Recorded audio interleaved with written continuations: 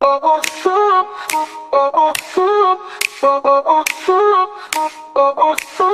si Maps Mix Vlog. Hi guys, good morning. So, today mag-vlog takeover muna ako kasi si Mama busy sa labas magtinda. So, today ang gawin natin is magluto tayo ng sinabawang baboy. So, tapos na ako na saing and ito na yung pork. Ginapakuluan ko na siya para malambot. Okay. So, while waiting na maglambot siya, meron tayo ditong mga ingredients na ihalo dun sa sabaw na baboy. So, slicing na lang natin siya. Ito yung ingredients ng ating sinabawan na baboy. So, meron tayong kamatis, sibuyas, Chinese petchay, Baguio beans, patatas, and carrots.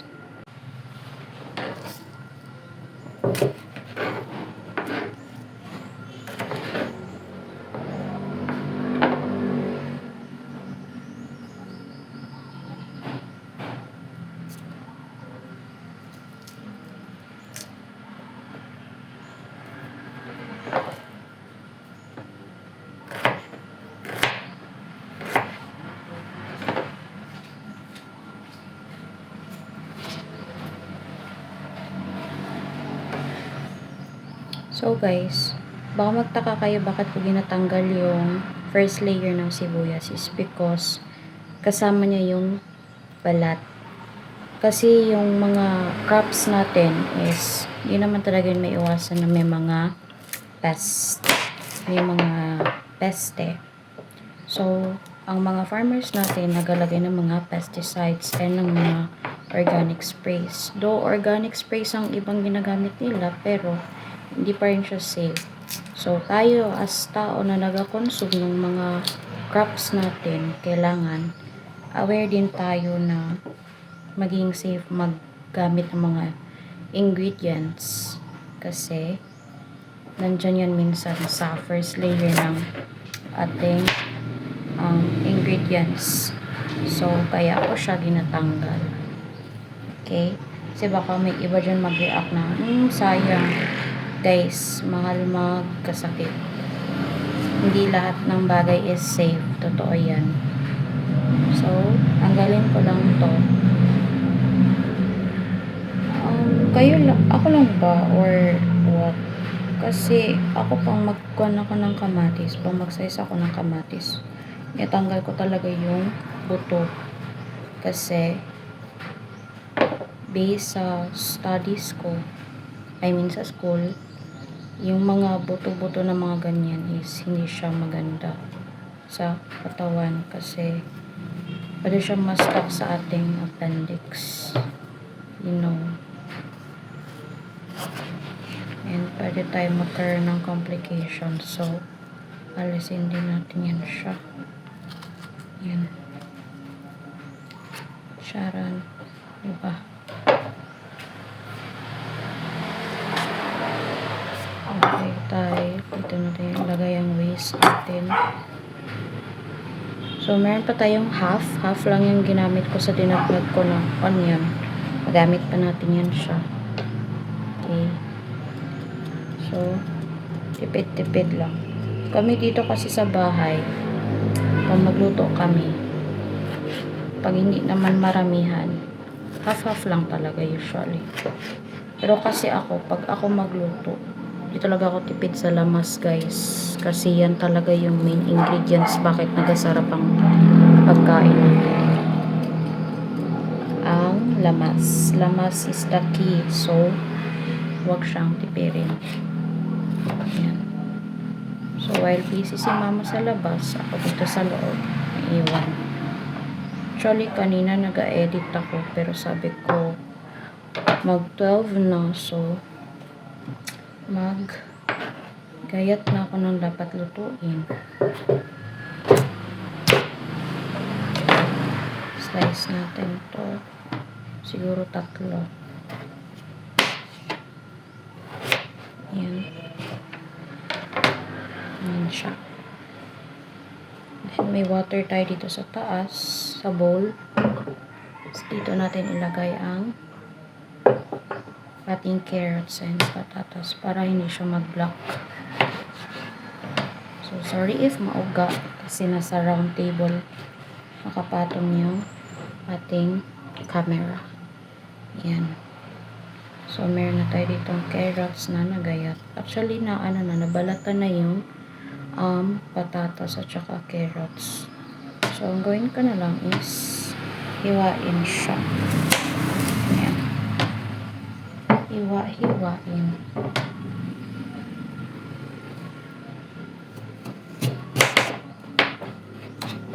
Ayan.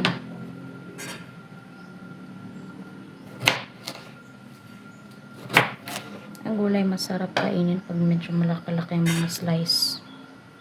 Lalo na pag sabaw. Yummy. Actually, yung panahon ngayon guys, mainit pero makulimlim. So, oh my gosh. Pero, ingat pa rin po kasi mainit ang klima. Uso ang heat stroke. So, yan.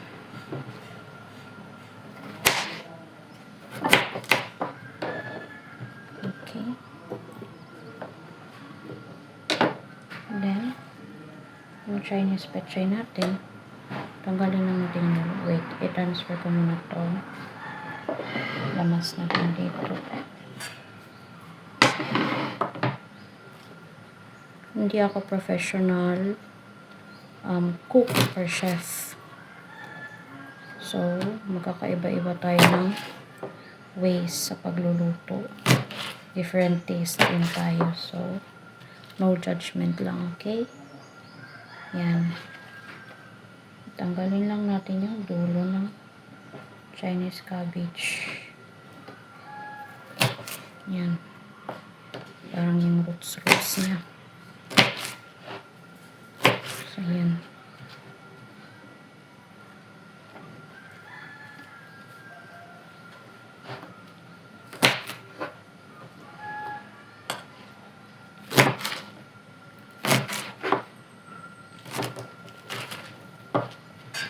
Okay. And, the final boss. Pinakaayaw ko sa lahat. Kasi, mahirap siyang tanggalan. See, napuputol siya. So, dapat magaling ka sa ganito. Ayaw niya talaga makisama sa akin. Hindi ko alam bakit. Anyways, suggest kayo ng mga magandang lutuin, guys.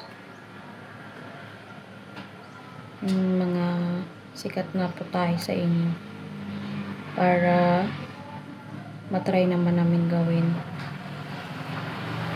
Kasi di naman lahat ng tao na nasa Pilipinas alam na yung mga food cultures, diba? Like sa ibang lugar, mayroon talagang iba't ibang klase ng pagkain. May mga delicacies, may mga well-known foods. Ang ibang lugar kilala sa well-known foods. Cebu, kilala sila sa lechon. Ilocos is for empanada. Ganun. Bicol Express, I think. Hindi ako sure. Ano mga favorite nyo na and ulam? Ako favorite ko talaga sinigang and adobo. That's the best. Sinigang and adobo. Fact check lang, guys.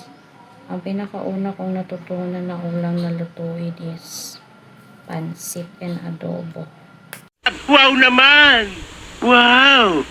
Pero, ang tagal ko natutunan yung paano lutuin yung adobo kasi mahirap siya para sa akin kasi mahirap magtansya ng mga, oh my god, mali ang hiwa ko.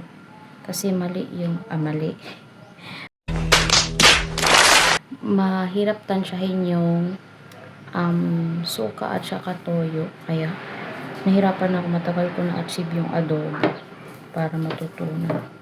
So, since Baguio beans, so tapos sabaw, hindi na rin siya liit-liitin. Mali ang slice ko, guys. Sorry. So, ganyan lang. Yan. Ganyan lang siya kalalaki. Para sabaw naman siya eh. So, okay lang yan. Salin lang natin ito kasi sayang.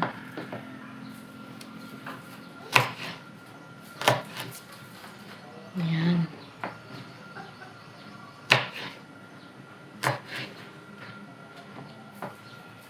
Hindi rin ako fan ng mga ibang gulay kasi marami rin akong allergy po. So, ayan. Tapos na tayo sa ating ingredients. Pagayat. Tara!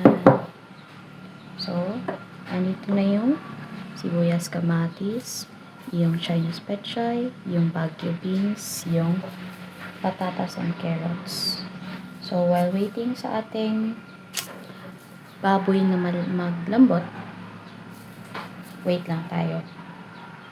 So, guys, let's check kung malambot na ba yung Babs. The Babs. The main character. Oops. Ayan. So, for me, it's malambot na. Kasi natutusok na siya. Pero, syempre, hindi lang naman ako ang kakain. Meron tayong matanda na wala nang ngipin. And meron tayong kasamang matanda na pero nakaposte. So, yung kung may nakikita kayo dyan na parang dumi na nagalutaw-lutaw, kaya mag-alala kasi strain ko yan siya. Then, yung sabaw nito is hindi natin itatapon. Isi-strain lang natin siya para matanggal yung dumi na galing sa baboy. And, yun din yung sabaw na gagamitin natin para mamaya. Okay? So, let's wait for siguro mga 2 minutes. So, guys, kulo na siya. Okay na siya. I-strain na lang natin siya para matanggal yung dumi niya, yung excess niya.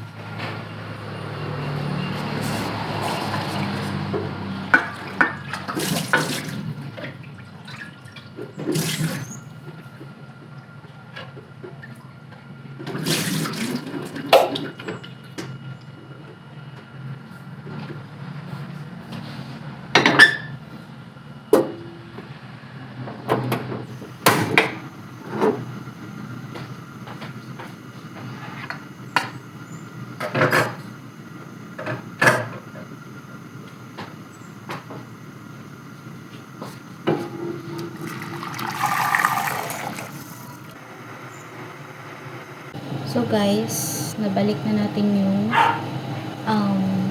sabaw. Much clear na siya. Wala na yung mga excess ng baboy. So ilagay na natin yung carrots and yung patatas.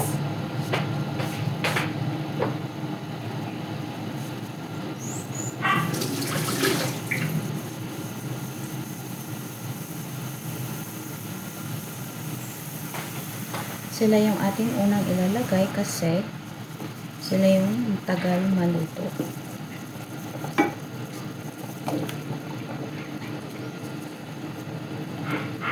Yan.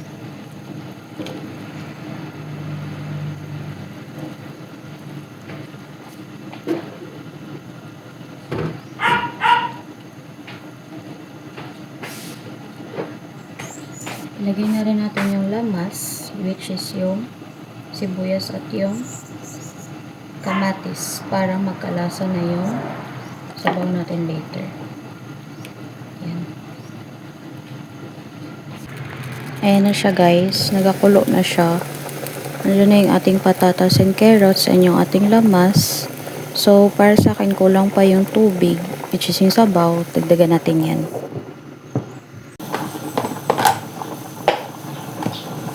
Magdagdag na tayo ng water. Dito na tayo sa thermos para madali.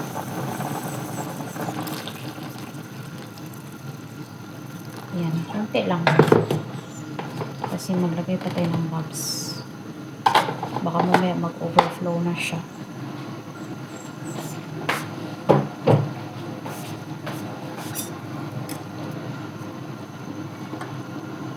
Then, naglagay na rin ako ng seasoning. Lagay tayo ng black pepper na powder. And then, ng asin. Konti lang kasi kanina, nung nagpakulo tayo ng bubs is naglagay na tayo para magkalasa siya. Yan. And, hindi sila pwede magkain ng maalat dito. Kasi yung lola ko is may gina-maintain. So, yan. Hayaan natin ang apoy. And takpan. Hintayin natin maglambot yung patatas and yung carrot. So, guys, kulo na siya. I-check natin kung malambot na yung patatas tsaka carrots. Okay. Goods na siya. So, hindi na natin balik yung pork. Let's put them all back together.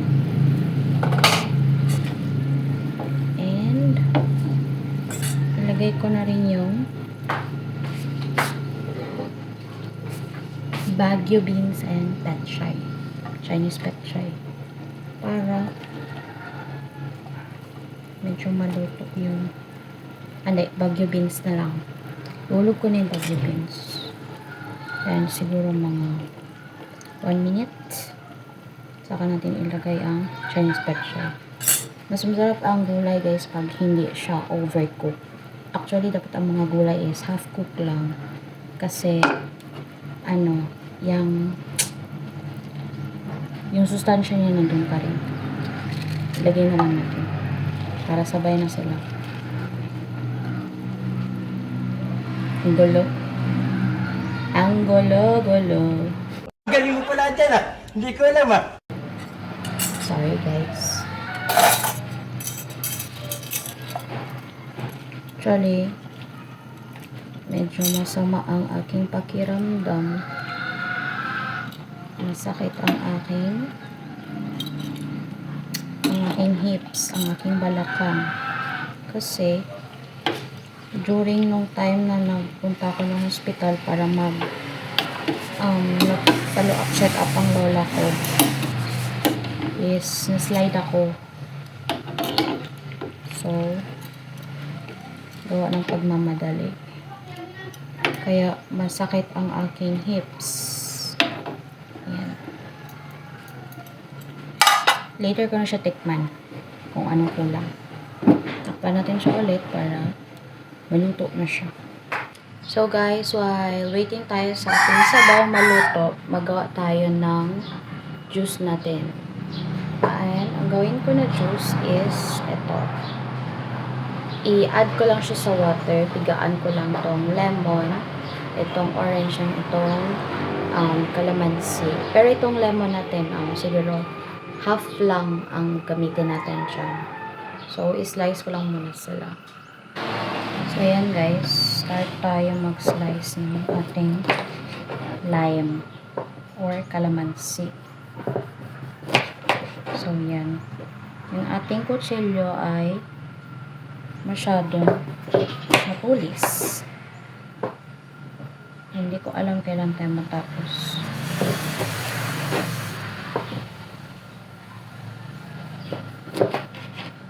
Maganda yung yung lime kasi medyo hinog-hinog na siya. So, yan. Ipat na natin yan siya.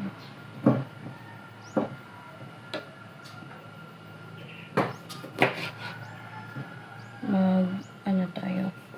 Maganda yung ganito na juice kasi siyang artificial. Hindi siya gi-process. Natural siya, vitamins. Diba? Natural vitamins siya. And it's really good for the health. Vitamin C and other more vitamins. Naka-help sa ating body, especially sa ating immune system to fight bad bacteria and viruses. Okay. So, tapos na siya. Then, ito is half lang. Ayan. Half lang yung gamitin natin dito, guys. Ayan. Ang orange. Nahugasan ko na itong mga prutas, guys, kasi baka magtaka kayo na nag-slice na ako, tapos di ko pa hinugasan. Nahugasan ko na po yan kanina. Ayan. So, lagyan na natin siya sa water. So, guys, ayan na siya. Actually, natikman ko na yung sabaw kanina and tama na siya ng lasa. So, perfect. Chibuga na des. So, patay na natin yung ating apoy. And, all goods na siya. Pwede na mag-lunch. So, guys, meron tayo ditong water. Mineral water. And, ito na yung slice na fruits natin. Yung lime, yung orange, and yung lemon. Kaya nasabi ko kanina, half lang nito ang gamitin natin kasi meron naman natin tayong lime na 15 pieces. So, since wala tayong honey, nagtunaw ako ng 2 tablespoon ng sugar, white sugar dito sa konting mainit na tubig. So, ilagay natin mamaya. So, kaya sinadya ko siya na maliit lang yung cold water. So, higain na natin. Unahin natin ang lime. Ayan. Lime. Higain natin yan. Hindi ko isali yung balat kasi magpait siya, guys, pag isali ko. So, juice lang. Tigaan ko lang siya ng mabuti. Ayan. So, ginabilisan ko na yung trabaho ko kasi gutom na yung nanay ko sa labas. Ayan. Ano pong gutom na yun? Hindi siya tumatawag pero ano pong gutom na yun? Malinis yung kamay ko, ha. Naghugas ako bago ako nagtiga. Kasi dapat laging malinis ang kamay bago hawak ng mga pagkain. Kaya kahit na ano, always wash your hands before, after.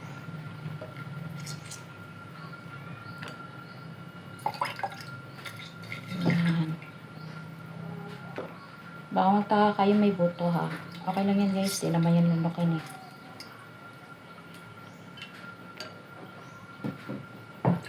Kayo maglunok ng mga buto ng kahit anong prutas. Kasi, ma-stuck yan sa inyong appendix. And pwede kayo makaperahan.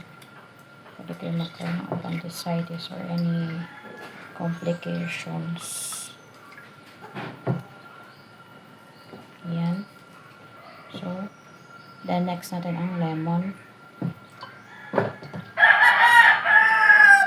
Nawala kasi yung squeezer namin, guys. So, manual ako dito.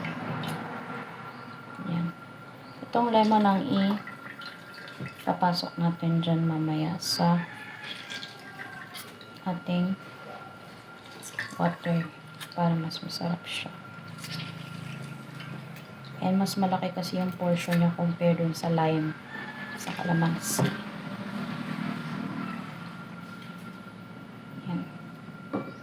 And yung orange.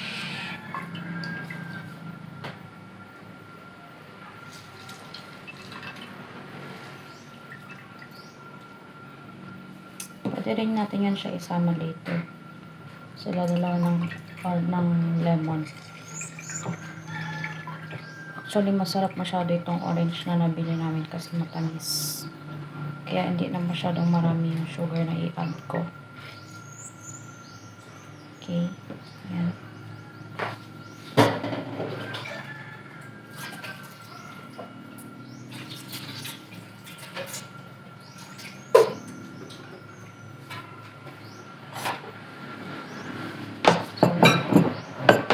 Slice mo natin to. Actually, dapat kanina ko pa siya di-slice, pero kasi baliktad. Nagpanik ako guys kasi baka gutong naglagay yung mama ko. Nabenta kasi siya dun sa taas. And we're really busy this past few days kasi nagpunta kami ng hospital ko nang papacheck up yung lola ko. Ayan. Pero hindi sayang. And mas mag-add siya ng flavor. Kasi may mga excess pa siya. Ayan. And ibuhos na natin yung tinula natin ng sugar.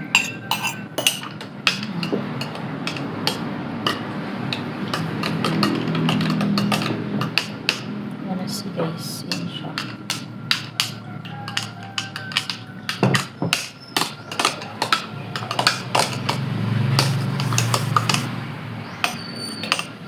Stress.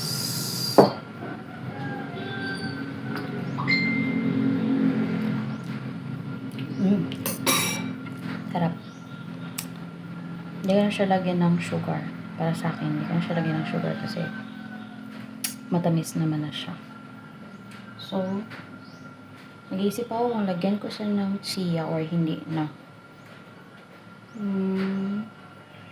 Siguro lagyan na lang natin, pero konti lang.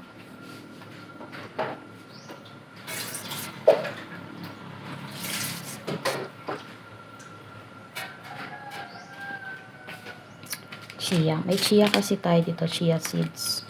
Magandang chia seeds sa body natin guys. Pwede nyo siya ihalo sa water nyo, sa mga juice nyo or sa coffee nyo. Chia seeds is good kasi nag-help siya na mag-regulate ng sugar sa body natin and marami siyang ibang benefits. Yan. Nabili ko lang to for 50 pesos. Ganito lang siya, 50 grams.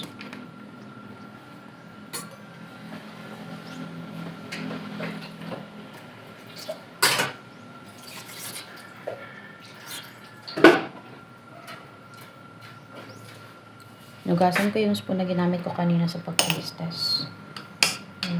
Mix natin.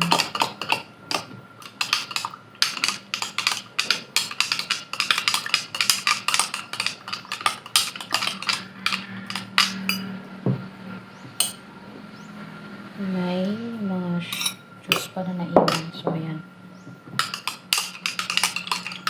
Halo-halo. Ayan ang itsura niya guys. Chia yung mga black guys, ay hindi yan paminta. So, lime plus lemon plus orange. And wala tayong honey. Naglagay tayo ng white sugar. Tinuna natin sa konting mainit na tubig and naglagay tayo ng chia seeds. So, that's all guys. Thank you.